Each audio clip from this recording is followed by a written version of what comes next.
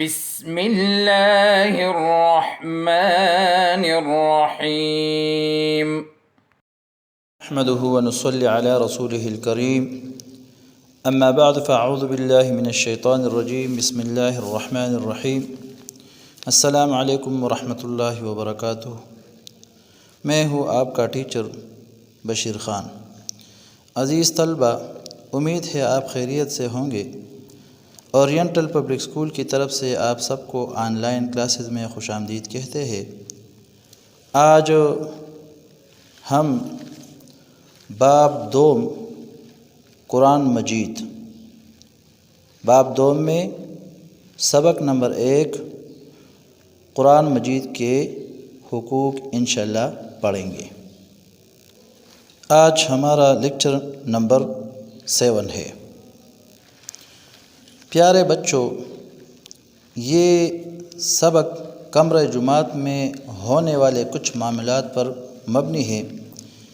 کس طرح طلبہ اپنے استاد سے سوال کرتے ہیں اور استاد اسی سوال و جواب کے سلسلے میں ایک جامع معلومات استاد صاحب اپنے شاگردوں کو فراہم کرتے ہیں۔ اس تمام پڑھائی میں جو چیز سامنے آتی ہے وہ قرآن مجید سے متعلق قرآن مجید کے حقوق کے بارے میں ہے۔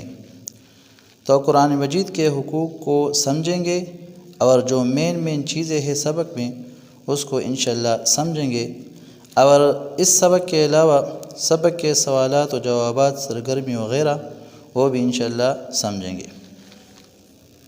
تو پیارے بچوں، مختصر سا خلاصہ آپ سنیں، پھر انشاءاللہ تفصیل سے بک میں انشاءاللہ پڑھیں گے۔ قرآن مجید کے حقوق اس کو تفصیل سے پڑھیں گے۔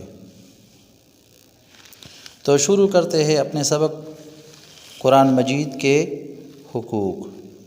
سبق ہمارا آج کا قرآن مجید کے حقوق، پیج نمبر 16 پر، باب دوم قرآن مجید، اور باب نمبر 2 میں آج ہمارا سبق نمبر 1 ہے قرآن مجید کے حقوق۔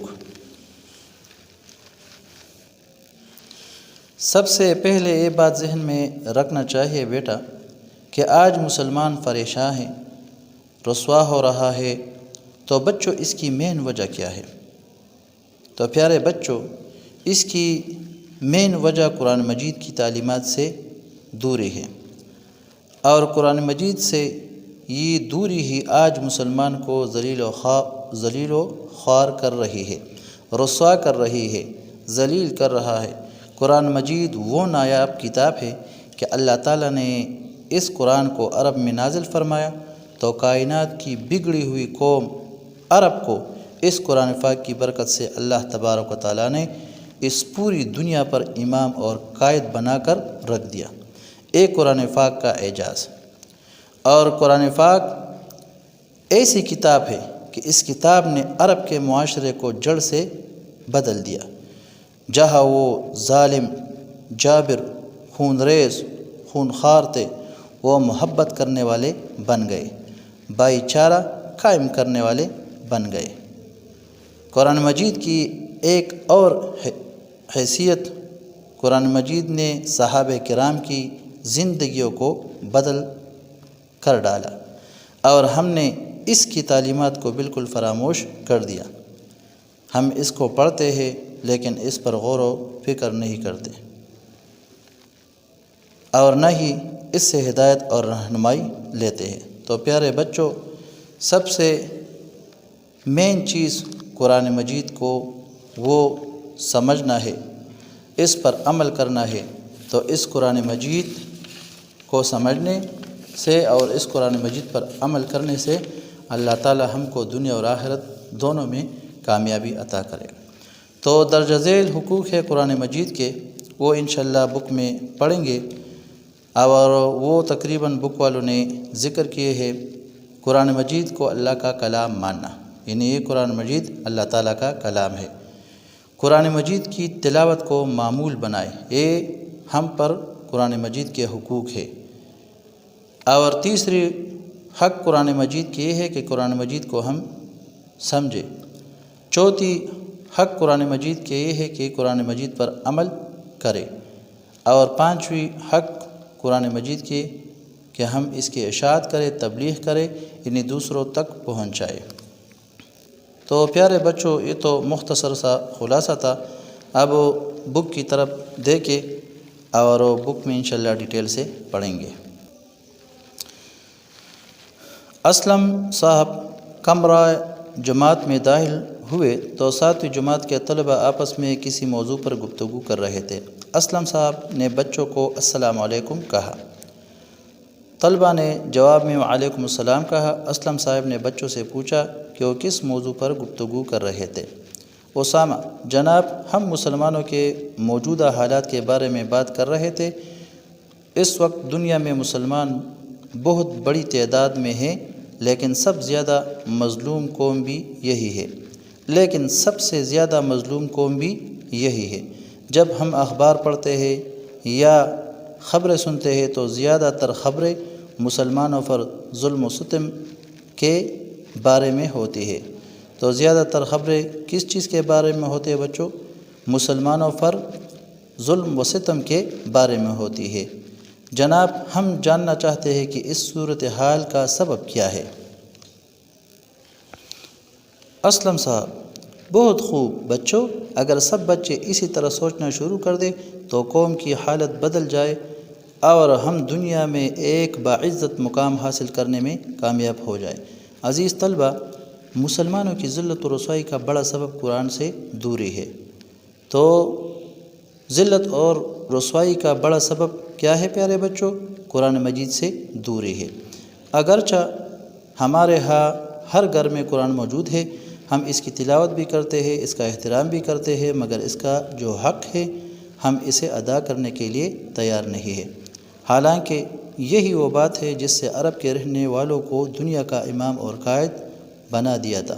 وہ قرآن کے ہر لفظ کو غور سے سنتے اور اس پر عمل کرتے تھے۔ یہ قرآن ہی تھا جس نے انہیں مکمل طور پر بدل دیا اور ایک مثالی انسانی گروہ بنا دیا۔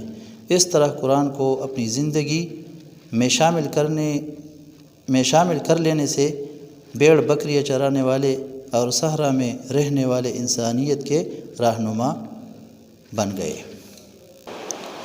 تو پیارے بچوں، کائنات کی بگڑی ہوئی قوم عرب کو اس قرآن پاک کی برکت سے اللہ تبارک و تعالیٰ نے اس پوری دنیا پر امام اور قائد بنا کر رکھ دیا۔ یہ قرآن پاک کا اعجاز ہے، اور قرآن پاک ایسی کتاب ہے کہ اس کتاب نے عرب کے معاشرے کو جڑ سے بدل دیا۔ شاعر کہتا ہے، او زمانے میں معزز تھے مسلمان ہو کر، اور تم خوار ہوئے تارک قرآن ہو کر۔ او زمانے میں معزز تھے مسلمان ہو کر، اور تم خوار ہوئے تارک قرآن ہو کر۔ قاسم: جناب، کیا اب بھی قرآن کے ذریعے سے یہ تبدیلی لائی جا سکتی ہے؟ اسلم صاحب: کیوں نہیں؟ قرآن تو وہی ہے جس نے صحابہ کرام رضی اللہ تعالیٰ عنہم کی زندگیوں کو بدلا۔ افسوس، ہم نے اس کی تعلیمات کو بالکل فراموش کر دیا۔ ہم اسے پڑھتے ضرور ہیں مگر اس پر غور و فکر نہیں کرتے اور نہ ہی اس سے ہدایت و رہنمائی لیتے ہیں۔ جب تک مسلمان نے قرآن کو مضبوطی سے تامے رکھا، یعنی مضبوطی سے پکڑا، اسی کو حقیقی معنوں میں اپنا رہنما سمجھا، اپنے عمل، اخلاق و معاملات کو قرآن کے مطابق استوار کیا، اس وقت تک انفرادی یعنی اکیلا اور اجتماعی سب لوگ ہر سطح پر وہ سربلند ہوئے اور غالب رہے۔ اسلام کا جھنڈا 400 لہرایا، یعنی ہر طرف لہرایا، لیکن جیسے جیسے مسلمان قرآن سے بے پرواہ اور بے تعلق ہوتے گئے، ویسے ویسے ان پر زوال کے سائے گہرے ہوتے گئے، اور نتیجہ یہ نکلا کہ وہ بتدریج فساد اور اخلاقی پستیوں میں مبتلا ہو کر مغلوب ہو گئے۔ بتدریج، آہستہ آہستہ، رفتہ رفتہ اخلاقی پستیوں، ناکامیوں میں مبتلا ہو کر مغلوب ہو گئے، کمزور ہو گئے۔ ان کا اتحاد پارا پارا ہو گیا، یعنی ختم ہو گیا، اور فرقوں میں تقسیم ہو گئے۔ قرآن مجید کتاب ہدایت ہے، ہر شخص کے لیے رہنما اور استاد کی حیثیت رکھتا ہے۔ دل و دماغ کو قرآن کے پیغام کے لیے کھولنے کی دعوت خود قرآن نے بارہا دی ہے۔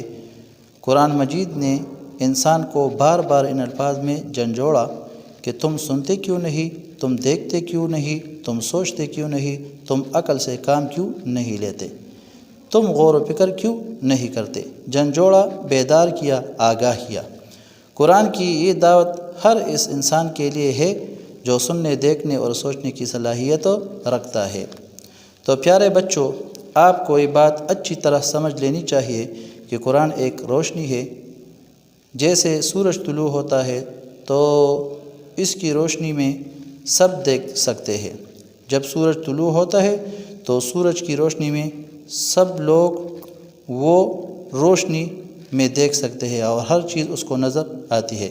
بالکل اسی طرح ہم قرآن کی روشنی میں حق اور باطل میں فرق کر سکتے ہیں اور اپنے لیے صحیح راستے کا انتخاب کر سکتے ہیں۔ ارشاد باری تعالی ہے یا ایھا الناس قد جاءکم برہان من ربکم وانزلنا الیکم نورا مبینا۔ سورہ نساء قرآن مجید کی صورت نمبر 4 ہے اور سورہ نساء کی آیت نمبر 174 ہے۔ اس آیت کریمہ میں اللہ تبارک و تعالی فرماتا ہے، ترجمہ: اے لوگو، تمہارے پاس تمہارے رب کی طرف سے روشن دلیل آ گئی ہے اور ہم نے تمہاری طرف ایسی روشنی بھیج دی ہے جو تمہیں واضح راستہ دکھانے والی ہے، اور ہم نے تمہاری طرف ایسی روشنی بھیج دی ہے جو تمہیں واضح راستہ دکھانے والی ہے۔ اپنے لیے صحیح راہ کا تعین کرنے کے لیے ہمیں قرآن سے ہدایت اور رہنمائی حاصل کرنا ہوگی۔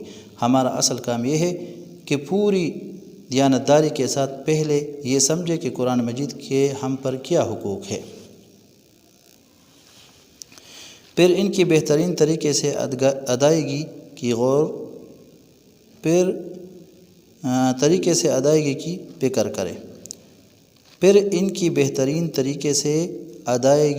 کی فکر کرے۔ احمد جناب، حقوق العباد اور حقوق اللہ کے بارے میں تو ہم جانتے ہیں، ہمیں بتائے کہ قرآن مجید کے حقوق کیا ہے۔ اسلم صاحب، پیارے بچوں، قرآن مجید کے ہم پر 5 حقوق ہیں جن کا ادا کرنا ہم پر فرض ہے۔ قرآن مجید کے حقوق یہ ہے: قرآن مجید کو اللہ کا کلام مانا، یعنی قرآن مجید کے ہم پر کتنے حقوق ہیں؟ 5 حقوق ہیں۔ تو پہلا حق قرآن مجید کو اللہ کا کلام ماننا۔ ہم سچے دل سے یقین رکھیں کہ قرآن مجید اللہ تعالیٰ کا کلام ہے۔ یہ کتاب آج بھی بغیر کسی رد و بدل کے اپنی اصلی حالت میں موجود ہے اور دنیا کے تمام لوگوں کے لیے ہدایت ہے۔ تو قرآن مجید، اس میں کوئی رد و بدل نہیں ہوا، کوئی چینج نہیں ہوئی۔ اسی طرح یہ اللہ تعالیٰ نے خود ذمہ لیا، انا نحن نزلنا الذکر و انا لہ لحافظون۔ ہم نے قرآن کو نازل کیا اور ہم اس کے محافظ ہیں۔ تو پیارے بچوں، قرآن مجید کی دوسری حق تلاوت قرآن۔ روزانہ قرآن کی تلاوت کو معمول بنائے، اسے ٹھہر کر اور اچھی قرات سے پڑھے۔ اللہ تعالیٰ نے فرمایا، جن لوگوں کو ہم نے کتاب عطا کی ہے وہ اس کو ایسا پڑھتے ہیں جیسا کہ اس کے پڑھنے کا حق ہے۔ یہی لوگ اس پر ایمان رکھنے والے ہیں، اور وہ جو اس کو نہیں مانتے وہ نقصان اٹھانے والے ہیں۔ یعنی جو ایمان رکھنے والے ہیں تو وہ کامیاب ہے، اور جو اس کتاب کو نہیں مانتے وہ نقصان اٹھانے والے ہیں۔ سورہ بقرہ کی آیت نمبر 121 ہے، اور سورہ بقرہ قرآن مجید کی دوسری صورت ہے۔ اسی طرح نبی اکرم صلی اللہ علیہ وسلم نے ارشاد فرمایا، بے شک دلوں کو بھی زنگ لگ جاتا ہے جس طرح لوہے کو پانی سے زنگ لگ جاتا ہے۔ کسی نے پوچھا، اے اللہ کے رسول صلی اللہ علیہ وسلم، دل کے زنگ کی صفائی کس طرح ممکن ہے؟ تو آپ صلی اللہ علیہ وسلم نے فرمایا، ہر وقت موت کو یاد کرنا اور قرآن مجید کی کثرت سے تلاوت کرنا۔ یعنی جس طرح لوہے کو زنگ لگ جاتا ہے تو لوہے کے زنگ کو ختم کرنے کے لیے ہم ریگمال وغیرہ استعمال کرتے ہیں، اسی طرح رسول اللہ صلی اللہ علیہ وسلم نے فرمایا کہ دل کو بھی زنگ لگ جاتا ہے، اور دل کے زنگ کو ختم کرنے کے لیے آپ صلی اللہ علیہ وسلم نے 2 چیزیں بتائی، ایک ہر وقت موت کو یاد کرنا، اور دوسری قرآن مجید کی کثرت سے تلاوت کرنا۔ تیسری حق قرآن مجید کو سمجھنا، یعنی اس پر غور و فکر کرے اور اس سے نصیحت حاصل کرے۔ چوتھی چیز قرآن مجید پر عمل کرنا، یعنی قرآن مجید پر عمل کرنا ضروری ہے کہ اس کو ہم سیکھیں اور سیکھنے کے بعد اس پر عمل کریں۔ اور پانچویں حق قرآن مجید کی اس کی اشاعت تبلیغ کرنی ہے۔ آپ صلی اللہ علیہ وسلم نے فرمایا میری طرف سے پہنچا دو خواہ وہ ایک آیت ہی کیوں نہ ہو۔ تو سب بچوں نے استاد صاحب کا شکریہ ادا کیا اور عہد کیا کہ وہ قرآن مجید کی تلاوت کرنے کے ساتھ ساتھ اس کے معنی و مفہوم کو سمجھنے کی کوشش کریں گے اور اپنی زندگی کے ہر پہلو میں اسی سے رہنمائی حاصل کریں گے۔ تو پیارے بچوں، آج کا لیکچر ختم ہوا، جلدی سے اپنا ہوم ورک نوٹ کریں۔ پیارے بچوں، یہ مختصر سوالات ہے 5، اس کے اپنے جوابات لکھنے ہیں نیٹ کاپی میں صاف صاف، اور پھر آپ نے واٹس ایپ گروپ میں شیئر کرنے ہیں۔ وآخر دعوانا ان الحمدللہ رب العالمین۔ اللهم انفعنا بما علمتنا وعلمنا ما ينفعنا وزدنا علما